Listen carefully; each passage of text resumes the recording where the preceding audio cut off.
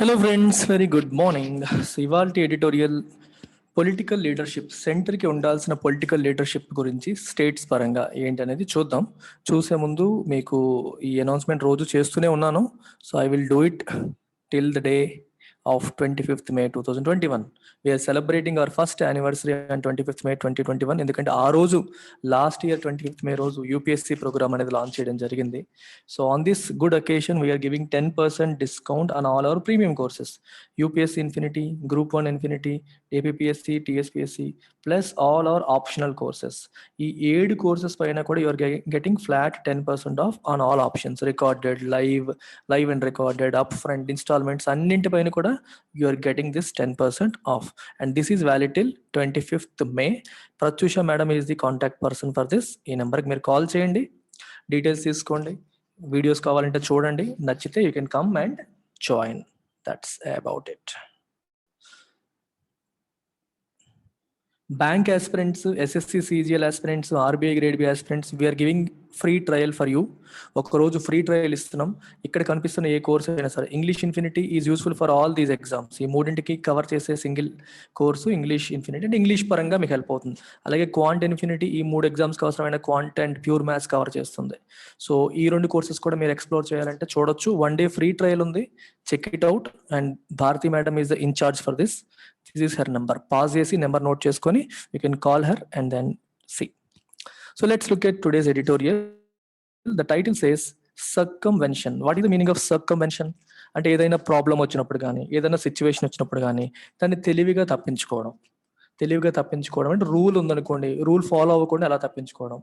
ఇప్పుడు for example మనకి COVID-19 lockdown restrictions పెట్టారు. లాక్డౌన్ ఉన్నప్పటికి కూడా నువ్వు ఏదో ఒక పని చేయించుకోవాలంటే బయటికి వెళ్ళి తెలివిగా వచ్చేయాలి. సర్కమ్వెన్షన్ అంటే ఆ రూల్ నువ్వు సర్కమ్వెంట్ చేసావు, తెలివిగా తప్పించుకున్నావు. Often illegally or cleverly or surreptitiously, అంటే సీక్రెట్గా ఒక రూల్ కానీ ఒక రెస్ట్రిక్షన్ కానీ తప్పించుకోవడాన్ని, అది ఫాలో అవ్వకుండా తప్పించుకోవడాన్ని సర్కమ్వెన్షన్ అంటాం. అలాగే ఒక ప్రాబ్లం వచ్చినప్పుడు కూడా తెలివిగా దాన్ని దాటుకొని వెళ్ళడానికి కూడా సర్కమ్వెన్షన్ అని చెప్పి అనొచ్చు. The centre has a duty not to bypass. ఇంకొక పదం ఏంటి? బైపాస్. సర్కమ్వెన్షన్ లాంటిదే బైపాస్ కూడా. Political leadership in dealing with states తో డీల్ చేసేటప్పుడు political leadership it has to exercise it's leadership, అంతేగాని వాటిని బైపాస్ చేసుకొని వెళ్ళకూడదు. దానికి లీడర్షిప్ ఎక్సర్సైజ్ చేయాల్సిన డ్యూటీ ఉంది, బాధ్యత ఉంది అని చెప్పి చెప్తున్నారు. ఏ కాంటెక్స్ట్ లో అంటున్నారు అనేది మనకి ఎడిటోరియల్ చదివితే అర్థమవుతుంది. Wielding power, 1 second.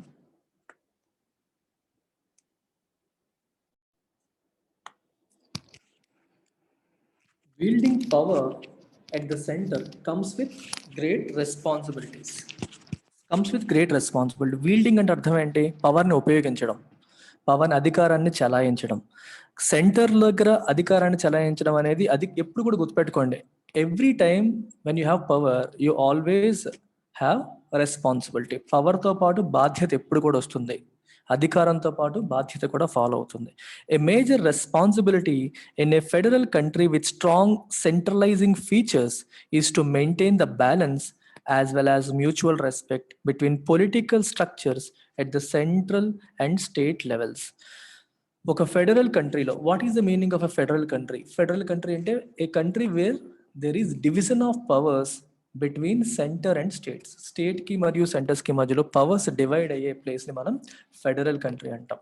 సో కొన్ని దేశాల్లో ఎవ్రీథింగ్ ఈజ్ సెంట్రలైజ్డ్, అందులో ఫెడరేషన్ ఉండదు, ప్రతిదీ కూడా సెంట్రలైజ్ అయిపోతుంది. Only central government will have powers and there is no other power centre. And there will be some countries where is power is distributed or divided among centre and states. మనదేంటి? Federal country, కానీ with strong centralising features. పేరుకి federal కంట్రీయే కానీ సెంటర్కి చాలా ఎక్కువ powers ఉన్నాయి. ఐడియల్గా federal కంట్రీలో స్టేట్కి సెంటర్కి ఈక్వల్ పవర్ డిస్ట్రిబ్యూషన్ జరగాలి, కానీ ఇండియాలో అలా కాదు. Centre has more powers. మీకు యూనియన్ లిస్ట్ అనేది స్టేట్ లిస్ట్ కంటే పెద్దది. కన్కరెంట్ లిస్ట్లో కూడా పార్లమెంట్ చేసిన చట్టాలకి విలువ ఎక్కువ ఉంటుంది. రిజర్వ్ లిస్ట్ పైన ఎక్కువగా పార్లమెంట్కి అధికారం ఉంటుంది కొత్త చట్టం చేయాలన్నా. సో ఇలా ఏ రకంగా తీసుకున్నా సరే మనకి సెంట్రలైజింగ్ ఫీచర్స్ అనేవి చాలా ఎక్కువగా ఉన్నాయి. A major responsibility in a federal country with strong centralizing features is to maintain the balance as well as mutual respect. బ్యాలెన్స్ని మెయింటైన్ చేయాలి, మ్యూచువల్ రెస్పెక్ట్ని మెయింటైన్ చేయాలి. ఎవరి మధ్యలో? Political structures. పొలిటికల్ స్ట్రక్చర్స్ అంటే అర్థం ఏంటి? Political executive. ఈ పదం గుర్తుపెట్టుకోండి, we use this word again and again. Political executive. మీకు 3 ఆర్గన్స్ ఉంటాయి కదా, మనకి 3 ఆర్గన్స్ ఆఫ్ ది గవర్నమెంట్ ఏంటి? Executive, legislative, judiciary. లెజిస్లేచర్ పని ఏంటి? చట్టాలను చేయడం, right? Law making or legislation, అది పార్లమెంటు, అసెంబ్లీ. ఎగ్జిక్యూటివ్ పని ఏంటి? చట్టాలని ఇంప్లిమెంట్ చేయడం, వాళ్ళు చేసిన చట్టాలని వీళ్ళు ఇంప్లిమెంట్ చేయడం, ఇది executive.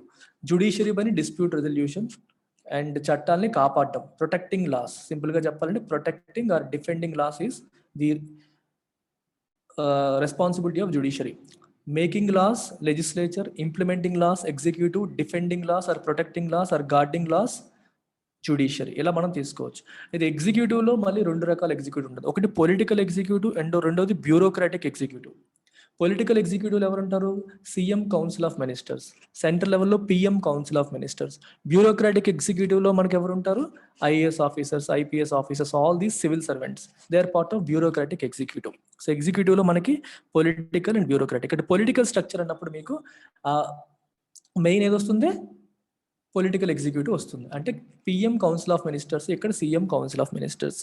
At the central and state level మధ్యలో ఏముండాలి? మ్యూచువల్ రెస్పెక్ట్ ఉండాలి, ఒకరినొకరు గౌరవించుకునేలాగా ఉండాలి. In particular it is an obligation, it is an obligation of the centre to refrain from bypassing the elected leadership while dealing with states. States తో మనం deal చేసేటప్పుడు ఆ state యొక్క పొలిటికల్ లీడర్షిప్ని ఎప్పుడు కూడా బైపాస్ చేయకూడదు. అంటే అర్థం ఏంటి? సెంట్రల్ గవర్నమెంట్ డైరెక్ట్గా డిస్ట్రిక్ట్ కలెక్టర్స్తో మాట్లాడాడు, అక్కడున్న వేరే వాళ్ళతో ఇంటరాక్ట్ అయిపోవడం చేయకూడదు. చెయ్యాలి అనుకుంటే you have to involve the respective state ministers. State మినిస్టర్స్ని, ఆ డిపార్ట్మెంట్కి చెందిన వాళ్ళని ఇన్వాల్వ్ చేసి వాళ్ళతో మీటింగ్ పెట్టచ్చు, కానీ వీళ్ళు బైపాస్ చేసి డైరెక్ట్గా వాళ్ళతో డీలింగ్ అనేది చెయ్యకూడదు. ఇది ఫెడరల్ స్ట్రక్చర్, ఫెడరల్ స్ఫూర్తికి విరుద్ధం. అదే చెప్తున్నారు, it is an obligation, centre యొక్క ఆబ్లిగేషన్ అది. ఏంటది? To refrain from bypassing the elected leadership. Bypass చేయడం అంటే what is the meaning of bypassing? దాన్ని ఫాలో అవ్వకపోవడం. ఎలక్టెడ్ లీడర్షిప్ని బైపాస్ చేయడం, వాళ్ళు పట్టించుకోకుండా వాళ్ళని వదిలేసి వెళ్ళిపోవడం. ఒక మన సిటీకి బైపాస్ రోడ్ ఉంటుంది, ఊర్లోకి వెళ్ళకుండా పక్కన నుంచి వెళ్ళిపోవడం. అలాగే నువ్వు ఆ స్టేట్ గవర్నమెంట్ మెషినరీతో మాట్లాడాలంటే స్టేట్ గవర్నమెంట్కి ఇన్ఫార్మ్ చేయాలి, ఇన్ఫార్మ్ చేయకుండా వేరేగా బైపాస్ చేసి చేయడం అనేది కరెక్ట్ కాదు. రిఫ్రైన్ ఫ్రమ్ అంటే అలా చేయకూడదు. You must refrain from coming late to school అన్నాం అనుకోండి, స్కూల్కి లేట్గా రావడాన్ని ఆపాలి. రిఫ్రైన్ అంటే అవాయిడ్, చెయ్యొద్దు అని. 2 recent developments have raised concern that the center wants to give instructions to officials functioning under elected. 2 issues ఏం చెప్తున్నాయి? హ్యావ్ రైజ్డ్ కన్సర్న్, ఆందోళన కలిగించాయి. ఏమని? That the centre wants to give instructions to officials functioning under the elected state regimes. State government కింద పనిచేస్తున్న functionaries, officials కి direct గా central government instructions ఇవ్వడానికి ప్రయత్నం చేస్తోంది. సో దీనివల్ల ఆందోళన కలిగింది. ఇదేంటిది? మనం ఎందుకున్నాము, సెంట్రల్ గవర్నమెంట్ అన్నింటిలో దూరిపోతున్న విషయం అనేది వస్తుంది. Prime minister Narendra Modi has held 2 virtual meetings with district magistrates and state officials to review the COVID-19 situation. District magistrate అంటే collector has the additional role of district magistrate. అతను మరియు స్టేట్ అఫీషియల్స్ తో వాళ్ళు separate గా వర్చువల్ మీటింగ్స్ పెట్టారు. ఎవరు? Prime minister Modi పెట్టారు. దేనికి? కోవిడ్ సిచ్యువేషన్ ని రివ్యూ చేయడానికి. మరి ఇందులో స్టేట్ గవర్నమెంట్ పొలిటికల్ ఎగ్జిక్యూటివ్ కూడా ఇన్వాల్వ్ చేయాలి కదా, రెస్పెక్టివ్ మినిస్టర్స్ కానీ సీఎం ని కానీ ఇన్వాల్వ్ చేయాలి కదా, చేయలేదు. డైరెక్ట్ గా అఫీషియల్స్ తోని, మ్యాజిస్ట్రేట్స్ తోని చేశారు. మ్యాజిస్ట్రేట్ అంటే మీరు జుడిషియల్ ఆఫీసర్స్ అనుకోకండి, collectors. They have the additional role of being district magistrate. Union Education Minister Ramesh Pokhriyal held a virtual meeting to discuss the National Education Policy. National education పాలసీని discuss చేయడానికి ఒక virtual meeting Ramesh Pokhriyal arrange చేశారు. And related matters such as the conduct of class 12 examinations with state secretaries in charge of education. Education కి ఇన్ఛార్జిగా ఉన్న state secretaries తో, వీళ్ళందరూ IAS officers, వీళ్ళతో నేషనల్ ఎడ్యుకేషన్ పాలసీ గురించి డిస్కస్ చేయడానికి ఒక మీటింగ్ ఆయన కండక్ట్ చేశారు. ఎవరు? Union minister, education minister Ramesh Pokhriyal. ఇందులో కూడా ఎడ్యుకేషన్ మినిస్టర్ లేరు, సెక్రటరీస్ ఉన్నారు. While such meetings may help the Prime Minister or any union minister get some feedback from the field across India, it is quite unusual for leaders in the central political executive, ఇందాక నేను వాడనే పదం ఇప్పుడు వచ్చింది, to bypass their counterparts in the states. అర్థమైందా? ఇలాంటి meetings చేయడం మంచిదే. ఎందువల్ల? దీనివల్ల గ్రౌండ్ లెవెల్ ఇన్ఫర్మేషన్ వాళ్ళకి తెలుస్తుంది, ఏం జరుగుతుంది. మనం ఏదో ప్లాన్ చేస్తున్నాం కానీ గ్రౌండ్ లెవెల్లో సిచ్యువేషన్స్ ఎలా ఉన్నాయి ఐడియా వాళ్ళకి వస్తుంది. మంచిదే, కాదు అనట్లేదు, ఫీడ్బ్యాక్ వస్తుంది. కానీ ఇట్ ఈస్ క్వైట్ అన్యూజువల్. ఇది యూజువల్ కాదు, సాధారణం కాదు, దిస్ ఇస్ అసాధారణం. అది for leaders in the central political executive, central political executive ఉన్న లీడర్స్ కి to bypass their counterparts in the states లో ఉన్న వాళ్ళ కౌంటర్ పార్ట్స్ ని బైపాస్ చేయడం అనేది it is not a usual task, it is an unusual task. అర్థమైందా? It is not usual, it is unusual. Counterparts అంటే ఎవరు? CM council of ministers, అక్కడ పిఎం కౌన్సిల్ ఆఫ్ మినిస్టర్స్, ఇక్కడ CM council of ministers. ఇప్పుడు for example Narendra మోదీకి చైనాలో counter part ఎవరంటే అక్కడ ప్రధానమంత్రి లేదా అక్కడ అధ్యక్షుడు. అలాగే జగన్మోహన్ రెడ్డి గారికి కేసీఆర్ కౌంటర్ పార్ట్, అంటే ఇక్కడ స్టేట్కి ఈయన హెడ్, అక్కడ స్టేట్కి ఆయన హెడ్. అలాగే సెంటర్ స్టేట్ తీసుకుంటే సెంటర్కి హెడ్ వీళ్ళు పిఎం కౌన్సిల్ ఆఫ్ మినిస్టర్స్, ఇక్కడ స్టేట్లో సీఎం కౌన్సిల్ ఆఫ్ మినిస్టర్స్, వాళ్ళ యొక్క కౌంటర్ పార్ట్స్ అనమాట. The Tamil Nadu minister for school education Anbil Mahesh Poyamochi took the right stand by not deputing any official to represent the state in Mr. Pokhriyal's virtual interaction. So Tamil Nadu school education minister ఏం చేశారు? He took the right stand, correct గా నిలబడ్డారు. By not deputing any official, state ని represent చేయడానికి వాళ్ళ వైపు నుంచి ఎవరిని డెప్యూట్ చేయలేదు. మీరు మన స్టేట్ వైపు మీరు అటెండ్ అవ్వండి అని చెప్పి పెట్టలేదు. ఎందుకంటే పొలిటికల్ ఎగ్జిక్యూటివ్ ఇన్వాల్వ్ చేయకుండా మీరు ఓన్లీ బ్యూరోక్రాటిక్ ఎగ్జిక్యూటివ్ మాత్రమే ఇన్వాల్వ్ చేశారు. మమ్మల్ని బైపాస్ ఎలా చేస్తారని చెప్పి ఆయన స్టేట్ గవర్నమెంట్ ఎంప్లాయీస్ ని, అదే స్టేట్ గవర్నమెంట్ చేసిన సెక్రటరీని అందులో పార్టిసిపేట్ చేయొద్దు అని ఎవరిని డెప్యూట్ చేయకుండా వదిలేశారు. The idea was not to boycott the meeting.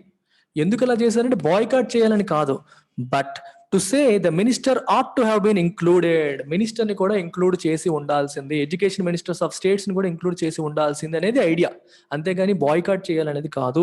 In a discussion on the NEP, national education పాలసీకి సంబంధించిన డిస్కషన్ అయినప్పుడు ప్రతి రాష్ట్రానికి చెందిన ఎడ్యుకేషన్ మినిస్టర్ని కూడా మీరు ఇన్వాల్వ్ చేస్తుంటే బాగుండేది. ఇన్వాల్వ్ చేయకుండా ఓన్లీ స్టేట్ సెక్రటరీస్ ని మాత్రమే ఇన్వాల్వ్ చేయడం అనేది కరెక్ట్ కాదు అని చెప్పి ఈ తమిళనాడుకి చెందిన డిఎంకేకి చెందిన మినిస్టర్ నిలబడ్డారు. The Prime Minister addressing district magistrates or collectors does have a precedent.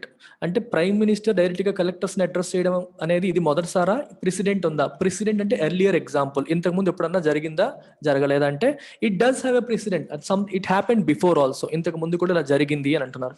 ఎప్పుడు జరిగింది? Rajiv Gandhi address the heads of district administration in Uttar Pradesh when it was under Congress rule. Uttar Pradesh Congress rule లో ఉన్నప్పుడు రాజీవ్ గాంధీ కూడా ఈ పని చేశారు. డిస్ట్రిక్ట్ అడ్మినిస్ట్రేషన్ హెడ్స్ ని ఆయన అడ్రస్ చేయడం అనేది జరిగింది. కానీ అప్పుడు ఉత్తరప్రదేశ్ లో కూడా కాంగ్రెస్ పార్టీయే పరిపాలనలో ఉంది, సెంట్రల్లోనూ కాంగ్రెస్ పార్టీయే, స్టేట్ లో కూడా కాంగ్రెస్ పార్టీయే. On the issue of Panchayati Raj issue గురించి మాట్లాడడం కోసం అప్పుడు ఇది డిస్కస్ చేయడం అనేది జరిగింది.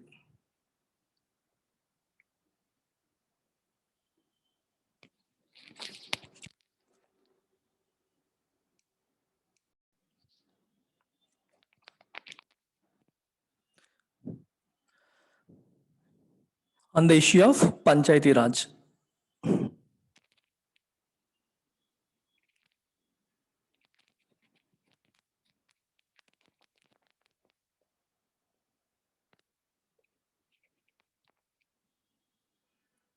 So for some reason my Apple iPencil is not working, so I don't know. I'm checking it, but it's not working. Anyway, so continue చేస్తాను, మనం హైలైట్ చేయడం అవ్వదు, చూడండి. The difference was that such direct interactions were permissible under the Constitution, citing Articles 256 and 257. 256, 257 ప్రకారం so చేసేయచ్చు అని చెప్పి వాళ్ళు అంటున్నారు. That was the defence. ఎందుకంటే ఆర్టికల్ 256, 257 ఏం చెప్తుందంటే సెంటర్ ఏదైనా డెసిషన్ తీసుకునేటప్పుడు state must comply with it అని చెప్తుంది. ఓకే, సెంట్రల్ గవర్నమెంట్ ఏదైనా నిర్ణయం తీసుకునేటప్పుడు దేశం కోసం, దేశ ప్రయోజనాలను దృష్టిలో పెట్టుకుని స్టేట్ గవర్నమెంట్ దాంతో కంప్లై అవ్వాలని చెప్తుంది. So these provisions stipulate that states are obliged to comply with laws made by parliament and also allow some directions from the union government. అదే నేను చెప్పాను ఇప్పుడు మీకు. ఈ ప్రొవిజన్స్ ఏం చెప్తున్నాయి? ఇది స్టిపులేట్ చేస్తున్నాయి. స్టిపులేట్ చేయడం అంటే ఇది రూల్, ఇది మీరు ఫాలో అవ్వాలి అని చెప్తున్నాయి. ఏమని? That the states are obliged to comply with laws made by the parliament. Parliament చేసిన చట్టాలని స్టేట్స్ obliged, అది మీ బాధ్యత, మీరు ఖచ్చితంగా అది ఫాలో అవ్వాలి అని చెప్పి చెప్తున్నాయి. And also allow some directions from the union government. Union government నుండి కూడా కొన్ని డైరెక్షన్స్ ని అలో చేయమని చెప్తున్నాయి. What is the meaning of this? అంటే యూనియన్ గవర్నమెంట్స్ ఏదన్నా డైరెక్షన్ చేస్తే దాన్ని ఫాలో అవ్వాలి, అలో చేయాలి, you have to follow it అని అర్థం. If the prime minister belongs to one party and the officials address start from a state run by another, there is bound to be resentment that the elected representatives of the state are being bypassed. Prime minister ఒక పార్టీకి చెంది మనం ఎవరినైతే address చేస్తున్నామో district collectors కానీ వీళ్ళందరూ కానీ వాళ్ళు are belong to a state run by another party, ఇంకో పార్టీకి చెందిన రాష్ట్రానికి చెందిన అధికారులు అయితే అప్పుడు ఏమవుతుంది, there is bound to be resentment, వాళ్ళలో కొంచెం ఒక నెగిటివ్ ఫీలింగ్ అనేది బిల్డ్ అవుతుంది. ఓకే, రిసెంట్మెంట్ అంటే చిన్న కోపం, యాంగర్, మమ్మల్ని బైపాస్ చేస్తారు, మమ్మల్ని వదిలేసి వెళ్ళిపోతున్నారు అనే ఫీలింగ్ ఖచ్చితంగా వస్తుంది. Resentment that the elected representatives of the state are being bypassed. In the present case, it is true that the center has a major role in the pandemic response. Present case lo it is true that the center has a major role in the pandemic response. Pandemic response విషయంలో centre కి చాలా important role ఉంది అనేది crystal clear గా తెలుస్తుంది. ఎందుకంటే centre లేకుండా మనం ఎట్లాంటి డిజాస్టర్స్ ని హ్యాండిల్ చేయడం అనేది కష్టం. ఇట్ ఈస్ డెఫినెట్లీ ట్రూ, ఒప్పుకుంటాం. The disaster management act has been invoked. Disaster management act ని కూడా ఇన్వోక్ చేయాల్సి వచ్చింది. ఇన్వోక్ చేయడం అంటే దాన్ని ఎఫెక్ట్ లోకి తీసుకురావడం. దేనికి? To specify guidelines on lockdowns. Lockdowns విధించేసారంటే ఊరికేనా? ప్రతిదానికి ఒక ప్రెసిడెంట్ ఉండాలి, ఒక లా ఉండాలి. సో డిజాస్టర్ మేనేజ్మెంట్ యాక్ట్ ని తీసుకొచ్చి లాక్డౌన్స్, రెస్ట్రిక్షన్స్, రిలాక్సేషన్స్ ఇవన్నీ and to ensure smooth medical supplies ఇవన్నీ చేయడానికి యాక్ట్ ని ఇన్వోక్ చేయడం జరిగింది. However it would be in the larger interest of the country, కానీ it would be in the larger interest of the country if events and discussions are held in such a way that the political structures at the state are not to be seen undermined. In the larger interest of the country అంటే అర్థం ఏంటి? ఇది దేశ ప్రయోజనాలను దృష్టిలో పెట్టుకొని, అందరి ప్రయోజనాలను దృష్టిలో పెట్టుకొని సెంటర్ కి స్టేట్ కి మధ్యలో రిసెంట్మెంట్ వస్తే, గొడవలు వస్తే, గ్యాప్ పెరిగితే ప్రజలు నష్టపోతారు, అది రాకూడదు. కాబట్టి ఎప్పుడు కూడా అలా లేకుండా పొలిటికల్ స్ట్రక్చర్స్ ని గౌరవిస్తూ, రాష్ట్రంలో ఉన్న పొలిటికల్ స్ట్రక్చర్ ని కూడా అండర్మైన్ చేయకుండా, దాని యొక్క పవర్ ని తగ్గించకుండా, వాళ్ళ యొక్క ఎఫెక్టివ్నెస్ తగ్గించకుండా, వాళ్ళ గౌరవాన్ని తగ్గించకుండా డిస్కషన్స్ మరియు ఈవెంట్స్ అనేవి జరగాలి. There should be no scope for complaints. Complaints కి ఎటువంటి స్కోప్ ఉండకూడదు. Such as the one made by West Bengal chief minister Mamata Banerjee recent గా కంప్లైంట్ చేశారు. అలాంటి కంప్లైంట్ చేసే అవకాశము, స్కోప్ అనేది ఉండకూడదు. ఏమని చేశారు?